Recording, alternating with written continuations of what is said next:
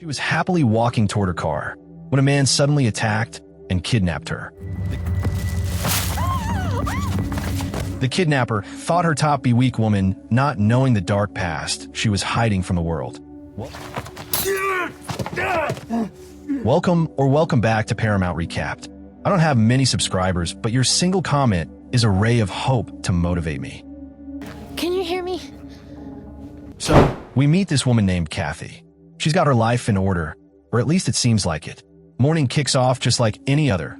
She's working at this cute little flower shop, grabs some breakfast at her go-to spot across the road, and even manages to squeeze in a yoga session to keep the stress away. Nothing unusual, right? But here's the twist. She's being followed. Yep, there's this guy named Lewis, lurking around like a creep. He keeps tabs on her, watches from a distance, and is clearly up to no good. While Kathy's in her zen mode at yoga, Lewis is out in the parking lot messing with her car. He pulls a gun, a plastic bag, zip ties, and even a newspaper out of his trunk, and tosses it all into her front seat like he's preparing for something big. He also gets a call during all this from his housemate, who seems to be in on something shady, telling him things are ready to go for the evening. While Kathy is wrapping up her class and having some girl talk in the locker room, Lewis is plotting. She clearly doesn't vibe with the other woman who casually mentions cheating on her man. Kathy gives her that no thanks energy and heads out. The second she gets in her car, things go sideways. Lewis jumps her, plastic bag over the head, full-on struggle in the car, and Kathy's kicking and screaming like her life depends on it, which it does. She puts up a serious fight and manages to get the bag off her head, screaming for help. Unfortunately, the only witness around is some dude with headphones in, completely oblivious. Lewis isn't messing around. He slaps tape over her mouth, zip ties her limbs, and drags her to the floor. Once she's quiet and tied up, he plays the waiting game. After the coast is clear and the car next to Kathy's pulls out, he makes his move, drives over, shoves her in the trunk, and peels off. On the way back to his place, a cop car rolls up beside him at a stop, but Lewis keeps it cool. No eye contact, just plays it calm and collected. Back home, his garage door jams halfway. Classic. So now he's got to lift the thing manually and prop it open with a broomstick. He backs the car in so the trunk faces the inside. Easy access. Once parked, Lewis pulls Kathy out of the trunk like she's luggage and drags her through the house, leaving a bloody trail behind because her foot is messed up. Then he throws her into this tiny room, literally 10 by 10 feet, and locks her inside. To hide it from plain sight, he props a table and vase in front of the door like it's just some random storage space. While Kathy's losing her mind inside the room, Lewis is casually cooking in the kitchen and packing a go bag. Priorities, I guess. He eventually heads down to talk to her, letting her know the walls are totally soundproof, so no one's hearing her screams. He offers to take the tape off her mouth if she promises not to yell. She nods, but the second it's off, she's screaming her lungs out. So Lewis just walks out, totally unbothered. He checks in on the camera system he's got set up in the basement, mutes the audio, and sees everything's recording fine. Meanwhile, Kathy's not giving up. She slams into the door, kicks it, throws her body at it. Nothing works. Then she notices a small vent and tries screaming through that, hoping someone might hear. But this place is in the middle of nowhere, so that's not happening. Lewis, meanwhile, is listening to old news broadcasts, stuff about a court case being reopened. Something about 3 mysterious deaths. He heads down to see Kathy again, this time with a loaded gun in hand. She freaks out and tries to bargain with him, offering 50 grand just to let her go. He brushes it off like pocket change and says he doesn't want her money. He wants the truth. She tells him her name, Kathy Newland, but that answer clearly bugs him. He walks away looking frustrated. Later, he's digging through her purse, looking for clues, but comes up empty. Back to the news report. It says the case is shut again due to lack of evidence, though the family's plan to fight back. While Lewis is distracted, Kathy somehow maneuvers her arms around and gets her tied hands to the front of her body. She gets ready to fight. The next time Lewis opens the door, she's standing there, fists ready. She clocks him hard, kicks him while he's down, and bolts. On her way out, she smashes a vase over his head for good measure. She stumbles into his office and tries using the landline to call the cops. No luck. Lewis shows up with a gun. She grabs a heavy paperweight and knocks him out cold. Then she finds her cell phone still stashed in her pants, but, of course, no signal. So she grabs a knife from the kitchen, cuts herself free, and tries every door. All of them locked. When Lewis finally regains consciousness, Kathy demands to know how he even knew about her work. You made that comment about how much money I make, she accuses. He doesn't give a straight answer, just invites her to sit and eat like they're on a lunch date. She sits but doesn't eat. He keeps drilling her for answers, starting with her name again. She repeats the same name, and he loses it. Plate goes flying at her face. He grabs his gun again, and Kathy isn't having it. She fights back, knocks the weapon from his hand, and tries to finish what she started. There's biting, choking, slamming into counters. The fight is brutal. Kathy wraps a zip tie around his neck and nearly takes him out, but again, she doesn't get away in time. Lewis recovers and drags her back into the tiny room. Back upstairs, Lewis is shocked to find his maid, Alandra, at the door. She came by to clean like usual, since he never canceled. He tries brushing her off, but she insists on helping tidy up. He panics, but plays it cool, saying he's just had a rough day. She promises to come back tomorrow with her daughter.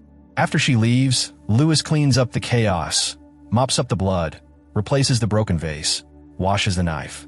Then he checks on Kathy again, patches her up with little bandages, and treats himself to a bath while watching more news. Kathy, on the other hand, keeps searching for ways out. She's still got no phone signal, but notices a cracked tile. She starts prying at it, thinking maybe there's a way out through there. Lewis comes back downstairs later with a chair and sits down like they're about to have casual chat. He starts asking deep, personal questions, and it's clear he's not just some random guy. He's got a mission. He sits her down and starts grilling her with a ton of personal questions, like real deep stuff. He wants to know her full name, birthday, where she's from, how many siblings she has, and what kind of connection she has with church life. She answers everything calmly, pretending she's got nothing to hide. But Lewis ain't buying it. He looks her dead in the eyes and says, "You think I don't already know? I've been watching you for months." At this point, he's not letting up. He keeps pushing and demanding the truth, getting angrier by the second. Then, out of nowhere, he pulls his gun and fires a warning shot into the wall, making it clear that lying isn't going to fly anymore. Feeling cornered, she finally cracks and spills the real story. Her real name isn't Kathy, it's Natalie. Natalie Stevens. She had a twin sister, the real Kathy, who sadly took her own life after their dad ditched the family for some cheerleader. Their dad had been the team doctor for a football squad, and when he left their mom, everything fell apart. But Natalie didn't let it destroy her. She followed in her mother's footsteps and became a nurse, determined to help people in her own way. Lewis doesn't say much after that. He just says she probably already knows why she's here and walks out again, dragging the chair with him. Once the door shuts, both Natalie and Lewis seem to reach a breaking point emotionally, each one dealing with their own storm in silence. Lewis goes to his living room and watches some old home videos of his wife and daughter. Meanwhile, Natalie starts working on a damaged floor tile again, trying to pry it up, but it doesn't budge. Then she gets a bright idea. She places her hidden cell phone on the air vent to try and catch a signal. After waiting a bit, she finally gets just enough reception to dial 911 and tries to whisper for help. But the signal keeps cutting out, making the call pretty much useless. Back in the living room, Lewis notices something in one of his old family videos, a glimpse of a cell phone. That's when it hits him. She's got her phone with her. He bolts down to the basement, just as she's trying to hide it again. He yells, "Where is it?" and ends up finding the phone in her pants. Without a second thought, he smashes it to pieces, then just leaves the shattered pieces on the floor like trash. Then it's back to the interrogation. He presses her about her old job. Turns out, Natalie used to work at a place called Angel Hospital. Lewis is obsessed with something he believes happened there. He starts throwing accusations. Did she know 3 patients had died mysteriously under her care? One of them, his wife Elena, being one of those people. Natalie looks him in the eye and says, "There was a trial. Nobody was found guilty. All of us nurses were let go." She claims she left the area just to get a fresh start. But Lewis won't drop it. He lays out his theory like he's a detective. A patient named John Lanty died a month before his health insurance was supposed to kick in. Elena was found drunk even though she didn't drink, her wedding ring mysteriously missing, and her body tested positive for GHB, a sedative often used for abuse victims. Lewis says he doesn't just suspect Natalie. He's sure of it. He gives her an ultimatum: tell the truth or die. After checking his laptop, which is still recording everything in the basement, he gets distracted watching videos of his wife again. Seeing Elena on screen, smiling and alive, rattles him. Fueled by emotion, he storms back downstairs and holds a gun to Natalie's head. And that's when she finally cracks. Natalie opens up about her past and how she was raised in a deeply religious home. Her family was big on old-school biblical teachings. When Kathy discovered their dad was hooking up with her best friend, it tore their world apart. Their dad left, and the whole community shunned them. Kathy couldn't take it anymore. One day, Natalie found her hanging in the barn. That's when Natalie decided she'd dedicate her life to helping others as a nurse. She believed that, in some twisted way, she was doing good. The 3 people she supposedly killed? She says they all had skeletons in their closets. John Lanny had 2 wives. Jane Spencer made up abuse claims to win a divorce case. And Elena? Natalie claims she was unfaithful over and over. She says she's not proud of what she did, but she saw herself as delivering justice.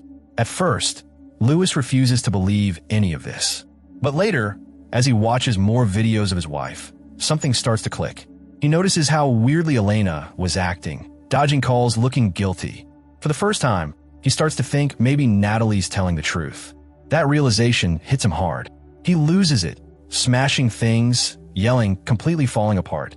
He grabs his car keys and storms out of the house.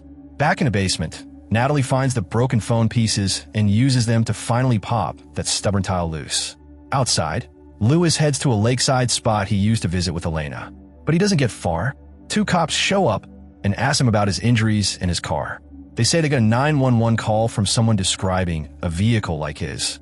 Lewis plays it cool, shows his ID, and after a quick trunk check, they let him go. When he gets back home, he quietly walks downstairs, kneels in front of Natalie, and tells her something unexpected. "You stole the chance for me to even talk to her," he says. He tells her to turn herself in, but she's had enough. Natalie jabs a piece of tile into his shoulder and kicks him while screaming that she's not Natalie anymore. She's Kathy now, and she's taking her life back. Lewis pulls a shard out and tries to grab her, but she lands another blow and bolts out the door. She heads to the kitchen, looking for a weapon, and grabs a knife. Meanwhile, Lewis runs to the kitchen to find his gun, but Natalie shows up before he can use it. A full-on fight breaks out. Eventually, Natalie overpowers him, grabs the gun, and points it right at him. That's when Alandra, the housemaid, walks in with Lewis's daughter, Summer. Chaos. Natalie fires at Alandra and grabs Summer, aiming the gun at her, telling Lewis that this kid isn't even his. But Lewis doesn't care about bloodlines. He just wants his daughter safe. He pleads with Natalie to let her go, saying he'll keep quiet and not report anything. Natalie says it's too late. Her phone call already set things in motion. Lewis tells her everything she confessed is recorded. That makes her pause. Summer uses that moment to bite Natalie and escapes.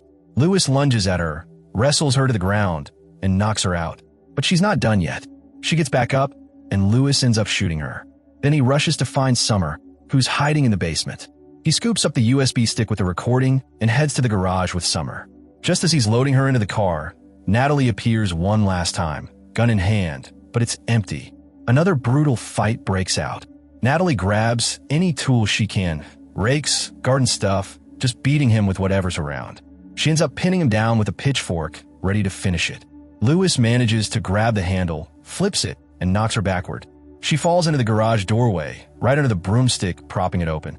The door crashes down on her, knocking her out cold. The film closes with Lewis hugging Summer tightly, calling her "my child," as the sirens grow louder and the cops finally show up.